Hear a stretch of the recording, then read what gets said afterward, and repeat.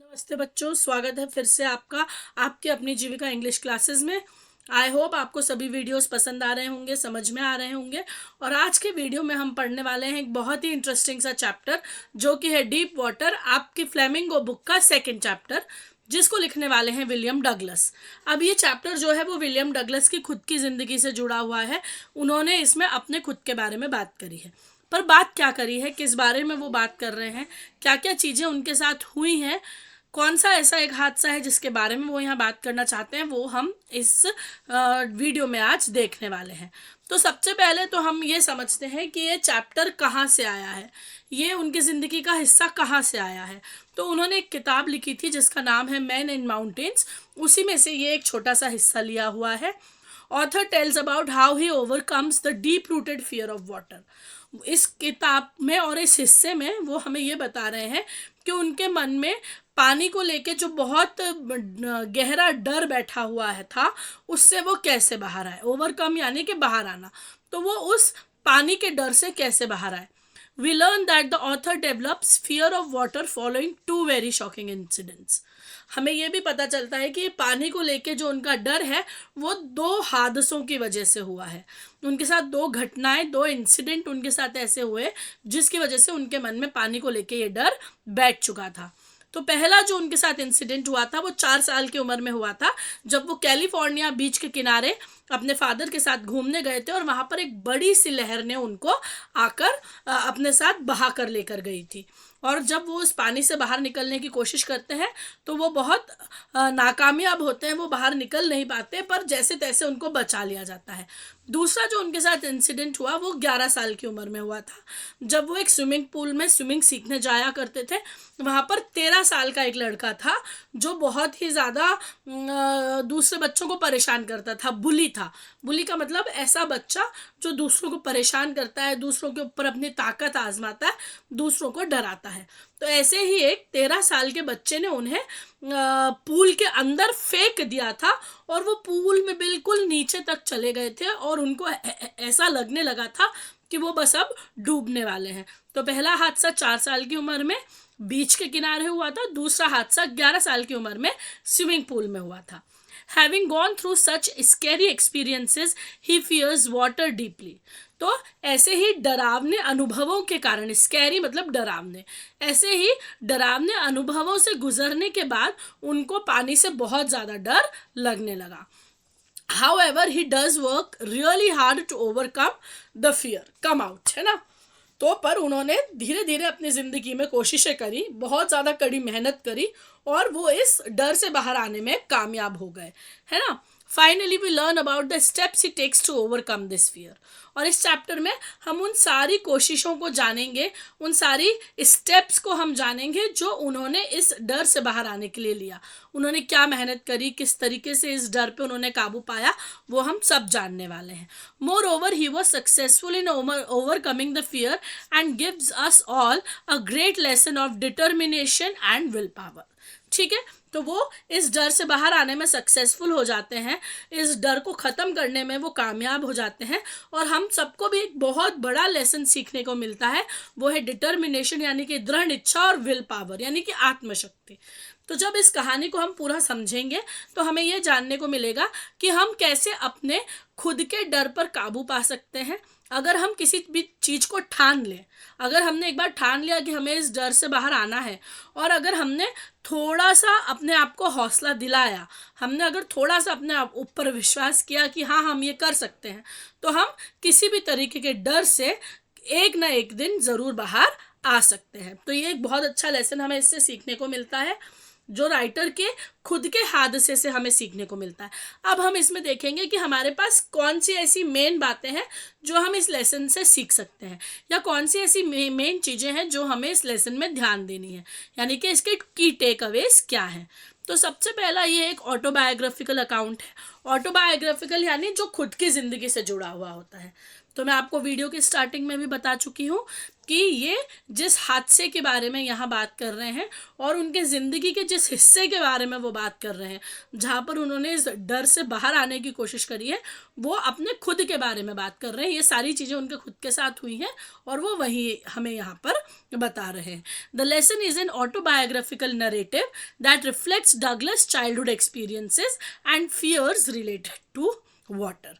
तो ये जो एक पूरा हिस्सा जो हम यहाँ पर पढ़ रहे हैं, ये उनकी खुद की ज़िंदगी से लिया हुआ है, जिसमें उन्होंने ये बताया है कि कैसे उनके बचपन से जुड़े हुए कुछ अनुभव थे जिनकी वजह से वो पानी से डरने लगे थे और कैसे फिर वो इस पानी के डर से धीरे धीरे कर कर बाहर निकले हैं। दूसरा है चाइल्डहुड फियर, यानी कि बचपन का डर। It highlights the importance of addressing childhood fears in a timely manner, as Douglas developed a strong aversion to water after a traumatic incident at the beach. तो ये हमें ये भी बताता है कि अगर किसी चीज़ का डर हमारे मन में बैठ चुका है तो हमें समय रहते उसके ऊपर काम कर लेना चाहिए, हमें समय रहते उस डर से बाहर आने की कोशिश कर लेनी चाहिए। अगर हम उस डर के साथ बहुत लंबे समय तक रहते हैं, हम उसको ख़त्म करने की कोशिश नहीं करते, तो वो डर हमारी ज़िंदगी में हमेशा के लिए रह जाता है, जैसे कि डगलस के साथ हुआ है ना। 4 साल की उम्र में जो कैलिफोर्निया बीच पर उनके साथ हादसा हुआ था, उसके बाद उनके मन में वो डर बहुत ज़्यादा बैठ गया था। अब अगर वो उस डर पर एक सही उम्र में काम नहीं करते, उन्होंने वापस पानी में जाने की कोशिश नहीं की होती, पानी के डर को बाहर करने की कोशिश नहीं की होती, तो वो कभी भी इस डर से बाहर नहीं आ पाते। तो उन्होंने सही समय पर इस डर से बाहर वो आ गए थे। दूसरा, एक और जो हम इस एक साइकोलॉजिकल टर्म जो हम सीख सकते हैं वो है हाइड्रोफोबिया। हाइड्रो मतलब वाटर और फोबिया मतलब डर, तो पानी का डर, ठीक है। तो ये स्टोरी हमें ये भी बताती है कि किसी भी तरीके का डर अगर हम हमारे मन में पाल लेते हैं तो उसका हमारे दिमाग पर भी क्या असर होता है ना। हम बहुत सारी चीज़ें जो हम कर सकते हैं हम नहीं कर पाते हैं, हमारी मेंटल एबिलिटी यानी हमारी मानसिक क्षमताओं पर भी उसका बहुत सारा असर पड़ता है, which Douglas experience throughout his youth. तो जब डगलस अपने यंग डेज में थे, जब वो एक यंग लड़के थे, इस डर की वजह से बहुत सारी चीज़ें ऐसी थी जो उनकी उम्र के दूसरे बच्चे कर पाते थे पर वो नहीं कर पाते थे। Determination to overcome fear. अब किसी भी डर से बाहर आने के लिए सबसे पहले क्या ज़रूरी है? किसी भी डर से बाहर आने के लिए सबसे पहले ज़रूरी होता है हमारा डिटर्मिनेशन, यानी हमारी इच्छा शक्ति। एक बार ये ठान लेना कि हमें इस डर से बाहर आना ही है। तो डगलस की जो जर्नी है वो बहुत ही बहुत ही बड़ा एग्जाम्पल है हमारे लिए। डगलस's journey illustrates his determination to confront and overcome his fear of water. तो डगलस की ये जो पूरी कहानी हम यहाँ पढ़ रहे हैं, जो ये पूरी जर्नी हम देखते हैं, वो एक बहुत ही अच्छा उदाहरण है हमारे लिए, जो हमें ये बताता है कि किस तरीके से हम अपना डर का सामना कर कर उस डर से बाहर आ सकते हैं। तो अगर हमें उस डर से बाहर आना है तो सबसे पहले हमें उस डर का सामना करना आना चाहिए। Culminating in his decision to learn swimming at a safe environment. तो इसीलिए वो क्या फैसला लेते हैं कि वो स्विमिंग सीखेंगे एक बहुत ही सेफ एनवायरनमेंट में, और स्विमिंग सीखते सीखते वो अपने इस पानी के डर से बाहर आने की पूरी कोशिश करेंगे, पर इस बार वो एक प्रॉपर इंस्ट्रक्शंस के साथ, प्रॉपर सेफ्टी के साथ ये सारा काम करेंगे। Confrontation with fear. कन्फ्रंटेशन का मतलब होता है आमना सामना करना। तो सबसे पहले तो आपको अपने डर को फेस करना पड़ेगा, आपको ये मानना पड़ेगा कि हाँ मुझे इस चीज़ से डर लगता है, पर मैं इस डर से अब इस डर को अब मैं हरा कर रहूँगा, है ना। The story emphasizes the moment when Douglas was unexpectedly thrown into the deep end of a swimming pool, leading to a near drowning experience that ultimately helped him confront his fear. तो यहाँ पर खास करके उस incident की बात होती है जो 11 साल की उम्र में उनके साथ हुआ था, यानी कि वो दूसरा इंसिडेंट जब उनको स्विमिंग पूल के अंदर फेंक दिया जाता है।